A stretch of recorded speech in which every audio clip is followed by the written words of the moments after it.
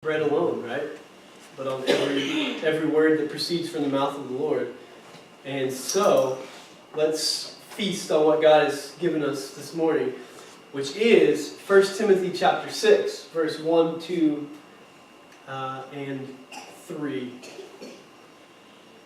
So, this is another passage that could be seen as possibly controversial or difficult to preach on sometimes, but it's really not. I mean, it's really straightforward, and so hopefully I can set this up in such a way that we can have a correct understanding of the topic that we're talking about today. So, Jesus was asked about divorce one time, and Jesus explained that God hates divorce, and that the only reason that God allowed in His law divorce to happen was because of the hardness of the people's hearts. Okay, He said, because of the hardness of your hearts, God provided a way in which a man could divorce his wife, but only if he provided a certificate of divorce. But then Jesus helped us understand divorce a little bit better by explaining that divorce was never okay except in the instance of sexual immorality. Okay? The reason I bring that up is because it helps us understand that in the law of God, in the Old Testament law, the first 5 books of the Bible there, God gave the people of God, the children of Israel, a way in which they could function as a society that was God-honoring. And that some of those functions needed to be complemented with correct principles and attitudes. Okay? Does that make sense? So let me explain a little bit more. Divorce is not going to take place in heaven. Right? It's not going to take it. But Jesus did not condemn it on all accounts on this earth. He knows that, God knows that we are living in a sinful situation. We're living in a fallen world, and that there will be some instances where a spouse is committing sexual immorality, committing adultery against another spouse, and Jesus did not bind them, make that requirement there to not get divorced. So, there's that situation.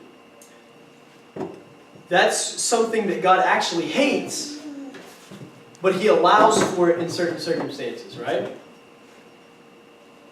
There are other situations that we see in the law that the institution of divorce in and of itself is not a good thing. God hates that, but allows for it in the law. There are other things in God's law that are not evil in and of themselves, but are necessary for society to function in a certain way. But these institutions that are not evil in and of themselves are very easily, because of man's sinfulness, turned into something sinful. Does that make sense? They're very easily manipulated into something evil. Very easily. And that's what we're going to talk about today. Something that God set up, or allowed, I guess I should say, for society to function in this fallen world. The institution in and of itself is not evil, but it's very easily turned into something evil by man's sinful hearts. Okay? And so we'll see what we're going to talk about is there in chapter 6, the first few verses, and we might not even actually get to the direct application of these verses today because I want to talk to us about the general idea first. Okay? We'll see how time works for us. But let's go ahead and read these verses and then we'll dive into it. So verse 1, all who are under the yoke as slaves are to regard their own masters as worthy of all honor, so that the name of God and our doctrine will not be spoken against. those who have believers as their masters must not be disrespectful to them because they are brethren, but must serve them all the more because those who partake of the benefit are believers and beloved. Teach and preach these principles. And then he adds this warning here. If anyone advocates a different doctrine and does not agree with sound words, those of our Lord Jesus Christ, and with the doctrine conforming to godliness, he is conceited and understands nothing, but he has a morbid interest in controversial questions and disputes about words, out of which arise envy, strife, abusive language, and evil suspicions, and so on and so forth, there in verse 5. So he says, this is how, we're talking here about slaves and masters, and how they are to relate one to another. Then he says to Timothy, you need to teach and preach these principles, these truths. And if somebody says that these doctrines or these truths are wrong, then they need to be, they are conceited. They don't understand anything. They are false teachers. So, the first thing that we need to understand when we start talking about this idea of slavery is that slavery in the Scriptures is something that is not in and of itself a bad thing. Okay, and that may be a radical thing in our minds, but I'm going to try to bring some context to this whole situation. Now,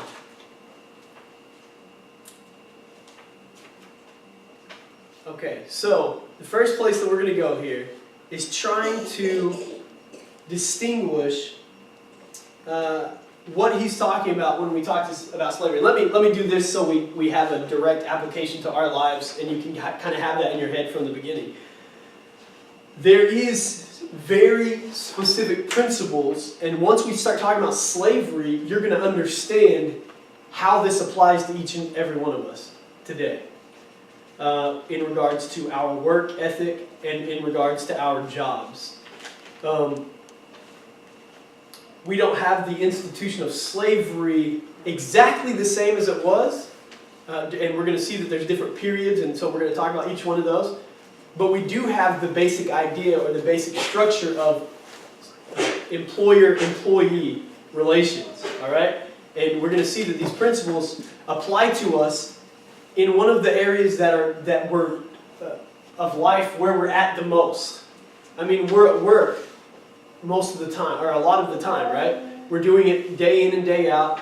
Even Jacob, you're at school, but most of your life, if you grow old enough, will be not schooling, it'll be work, right?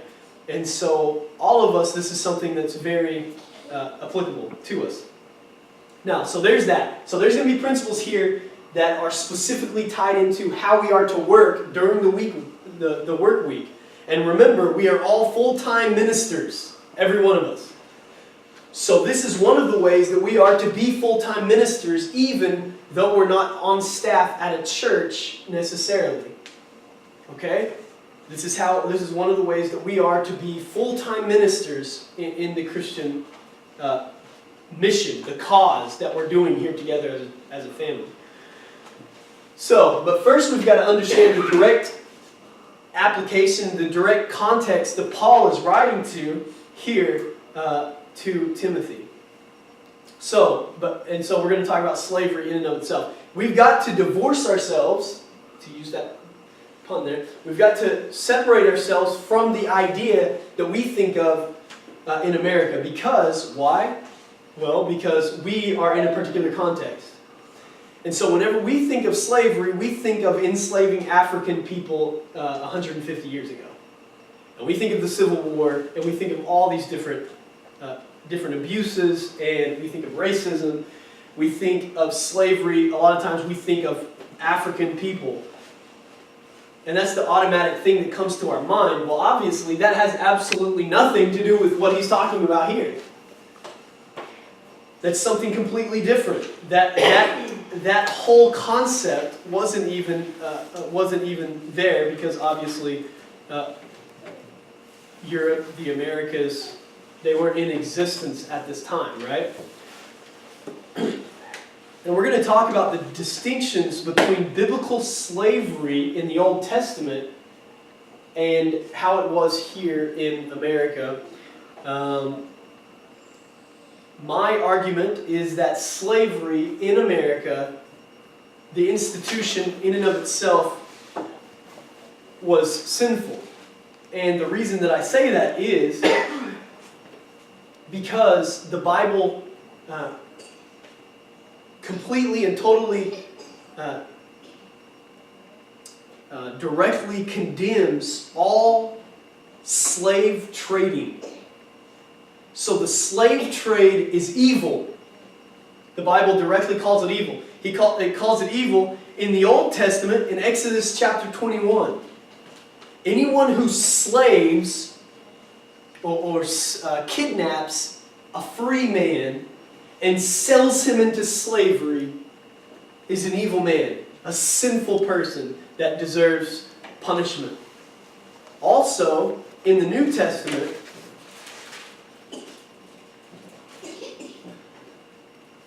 let me find it, I'm sorry. Oh, wrong place. They're in oh man. Well, I lost it, I'm sorry. The New Testament condemns, just Google it, okay? The New Testament condemns slavery, the slave trade also. Those who enslave. Does anybody have that? Do you know where that's at, Mike? What? People who enslave others. Anyway, the Bible says that you're a wicked man. Basically, it's an evil practice to enslave someone or to kidnap someone for the purpose of the slave trade. Okay? So here's the distinction. We've got to say, slavery in and of itself is not evil in particular situations. The slave trade or enslaving someone is always wicked and evil. Okay?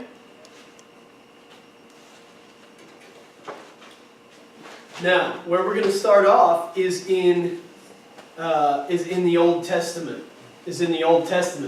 God set up a particular system in which slavery could exist. There was a variety of ways that slavery, that someone could become a slave.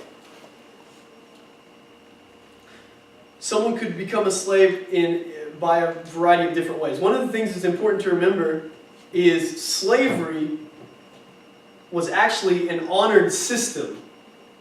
It was a societal system that was honored. It's completely different than the way we have in our minds. So, Old Testament, people could be enslaved in the Jewish context by a few different ways. One is they could be conquered people. These conquered people had specific rights and they had certain ways that you were to treat them. You see that in Numbers 31, Deuteronomy chapter 20, and 2 Chronicles 28. So they would conquer a people group and they would enslave these people. It was actually seen in ancient times as the humanitarian thing to do. Instead of killing all the people and wiping out their descendants, you enslaved them. You got someone to work for you for free. And they got to live and be provided for. Okay? So there was a conquered people. Then there were bought people. You could actually get a slave by buying someone. Now, again, you could not steal free men. So you would buy someone either a few different ways. There are certain circumstances where the Jewish people could sell their children. There's circumstances where you can sell yourself, and then there's circumstances where you can buy someone who was a conquered, someone who was a conquered people group that the Israelites had conquered, like the Canaanites, and you could buy someone else's slave. So you could buy people. So now, check this list out. And just bear with me, because I'm going to explain the slavery thing a little bit more here in a minute. Again, you couldn't steal people or enslave them, but you could sell yourself. You see that in Leviticus 25. A father could sell his daughters if he was in a situation where he was in need of financial help. We're going to look at some specific places, what that looked like, why that was even the case, and so on and so forth. This sounds, obviously to us, just that phrase sounds horrific, doesn't it? A father selling his daughter, what kind of a person would do this? But it was not a negative thing in the Old Testament, and we'll see why here, like I said, in a few minutes. So a father could sell his daughter. A widow could sell her children to pay off her husband's debt. Okay? A widow could sell her children to pay off her husband's debt. And children could be used in conditional contracts, such as collateral. So, for instance, I want to buy a plot of land, but I don't have anything to have collateral except children. So you can use your children as collateral. If you don't make the payments on your land, they would come and take your kids and put them into slavery. Okay? And then lastly, forced slavery, and that is where someone has a debt, and instead of them taking your kids as collateral, it's you. So there's that situation. You have debt, you can't pay it off, you go into slavery either for that person that you owe the debt to, or the governing authorities would take you as a slave and let you be a slave to a richer man to get the money that you needed to then pay off your debt to this other man. Okay? So there's some situations. Oh, and then lastly, let's say I steal Kelly's new car. And I get caught by the governing authorities, but I don't have the money to, because you're supposed to make restitution. I'm supposed to give her back the car just as it was, or if I wreck it, let's say I wreck it, then I have to pay her back how much she bought the car with plus extra. Okay? Let's say I don't have that money. Well, I would then be Kelly's slave to pay off the debt. Or, again, if Kelly didn't have work, then I would maybe go and be Kevin's slave, and he would give me money over the time. He would be giving the money to Kelly over a period of time. Now, first of all, we say slavery does not exist in our society today. Well, that's partially, it's just not true. Slavery does exist legally in our system. But instead of having slaves paying off debt, let's say I steal Kelly's car, I wreck it, now I have this debt that I owe to Kelly. But instead of working in Kelly's field, so nobody has to see me out there working, we just throw them in a box. So we have slaves in our society. They're just not doing anything productive. They're sitting in cells. Okay? There is slavery still in our society. We just make it so that we don't have to see it with our own eyes. Most of the people don't. Okay?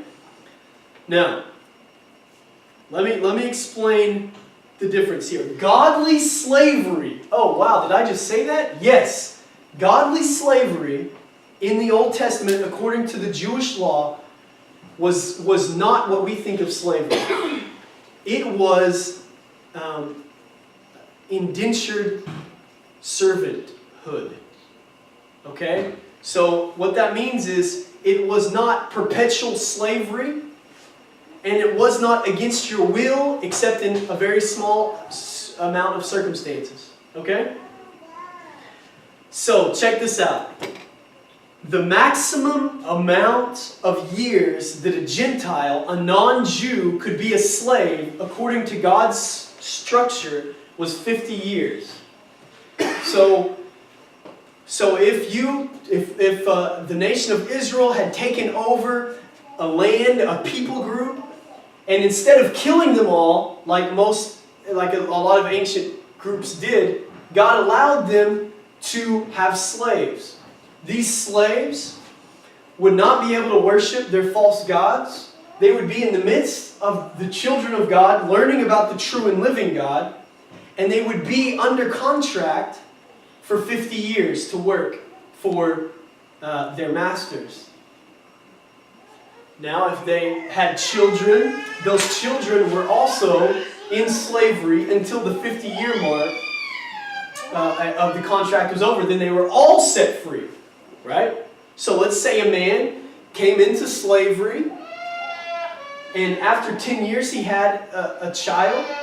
That child would not be a slave for 50 years. That child would live until he's 40 and then be set free with his father's contract. Make sense?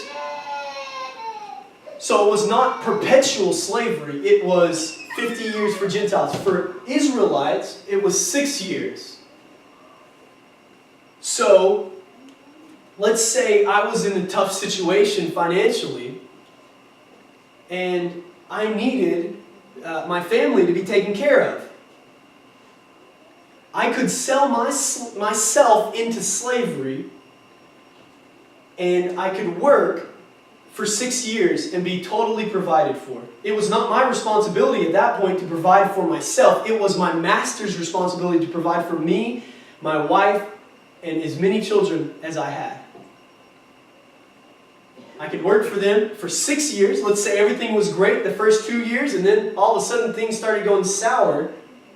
Well, I would only have to endure that for 6 years, and then the year of Jubilee came where every Israelite was set free. All the debt was erased, and you got a clean slate, and you got to start over. Okay? So, whenever we think of slavery, the slavery that's okay in the Bible was not the slavery that we think of. It was slavery that was for a specific amount of time. Israelites only 6 years. Gentiles 50 years. And those Gentiles were only people that were conquered.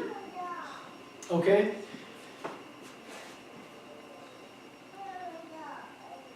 Now, when a father sold his daughter into slavery, it was a Jewish father selling to another Jewish man. And the idea here, this kind of goes into something else that we've got to touch on real quick, was the biblical model for marriage was arranged marriages. Okay? And I think that principle still applies to us today, as in the fathers and mothers taking responsibility and guiding their children in that process. But so you would have a man arranging a marriage with, the father arranging his daughter's marriage with another man. In this situation, the family would be in dire financial need, where they were in survival mode. So the father would sell his daughter to another man. And in all recorded instances of that actually happening, that woman would then marry the master or the master's son at the end of the 6 years. You see that? And sometimes before. Also, the 50-year maximum for Gentiles and the 6-year maximum for Jewish people was timetables that could be discussed and changed based on preferences from the master. He could negotiate these terms with others. So we see this at the beginning. For instance, here's a good example if you know some history of American history. At the beginning of the American colonies, the people in Europe were having difficulty surviving, and so they would sell themselves into slavery to people who were colonizing here in America for like 10 or 15 years. They would come over, and the people here would provide for them. They would work 10 or 15 years, then they were set free with a certain amount of money to start their lives. Okay, so when we're talking about slavery there, that's kind of what we're talking about. Also, there were rights given to the slaves. Remember what we've been learning about. This is really important.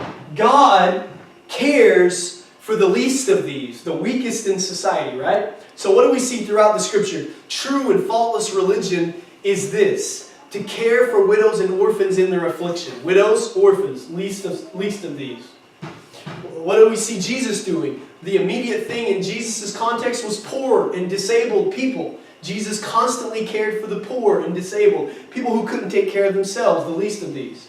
In the Old Testament, especially in the prophets, we see God caring so much about the stranger or the alien, the person who was outside of Israel, traveling through, who was poor, destitute. God cares about the least of these. And in this context, God provided a way that the least of these, those who could not provide for themselves financially, would be provided for. Now, these slaves, since we are sinful people,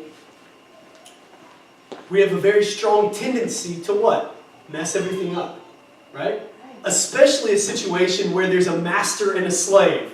Obviously, we can see how that's someone has total authority over another human. There's going to be lots of sinful issues going on. So, God provided rights for the slaves. Rights for the slaves. Again, the biggest one was the fact that you could not keep a slave. There was a term limit, if you will. There was an amount of time where this person was a slave for this long and then you set them free. It wasn't something that was perpetual like it was here in America. That was wicked. Also, the slave could choose if he wanted to be. Let's say I'm Kevin's slave, and Kevin's treating me really nice. He's providing for my family. He's giving me a nice place to stay. The work's not overbearing, and I really like Kevin. He's a brethren in Christ.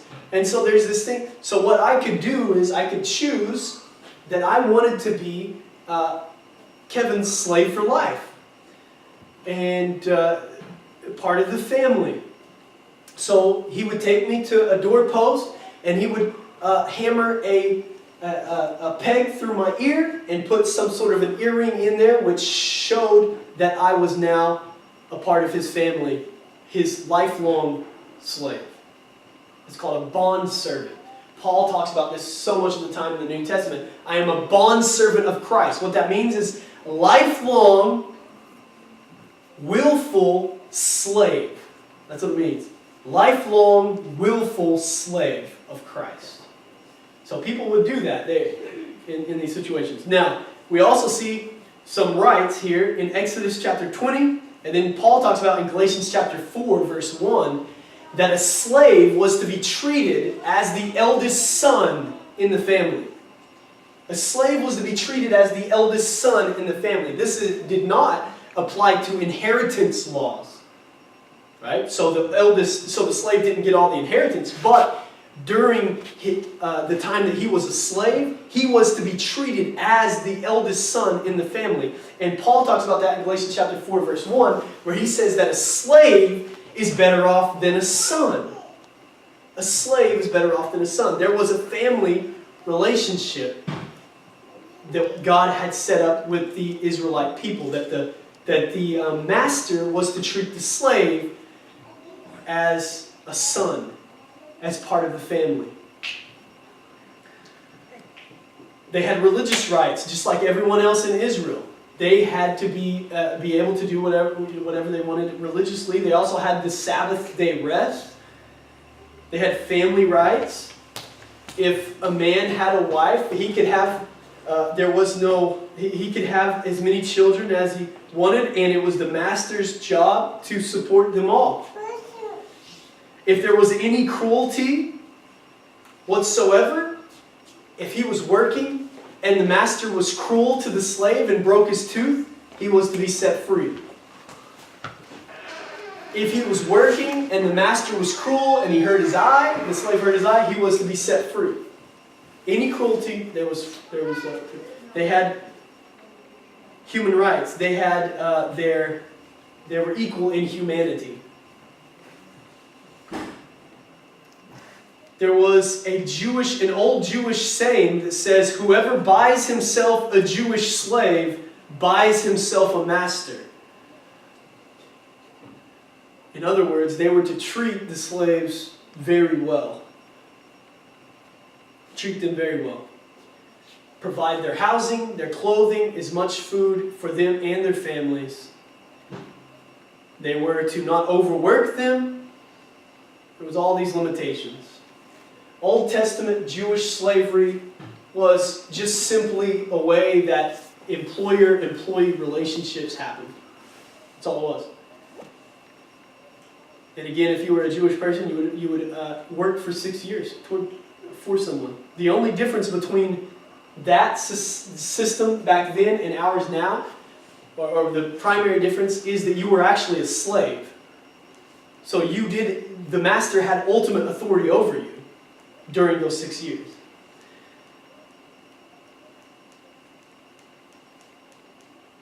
Ultimate authority, obviously, as we already know, as long as it wasn't contradicting God's authority.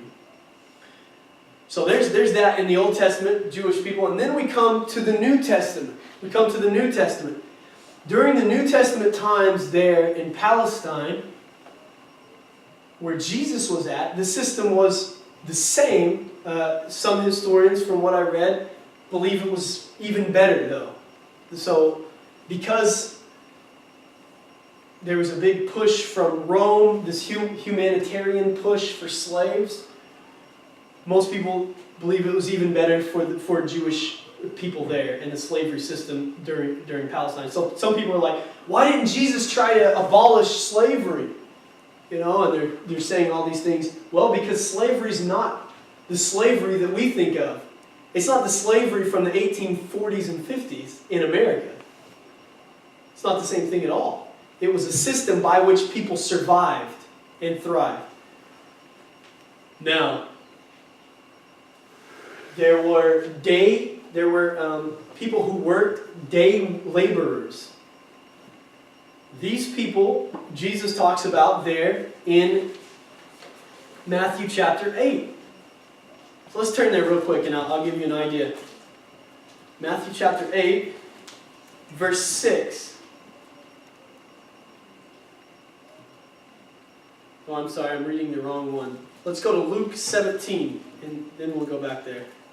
Luke 17 first, verse 7.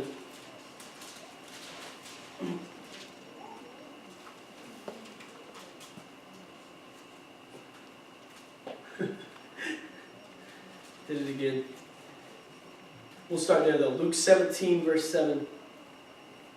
Let me finish this thought first. There were day laborers who would go out into the field and work for a day, and they would get 1 day's wage. Now, if someone worked 6 days a week for 52 weeks a year, they would have enough money, barely enough money, to provide for them and their family. Just the basic necessities and basic clothing, kind of rags. If someone was sold into slavery, according to the things that I read,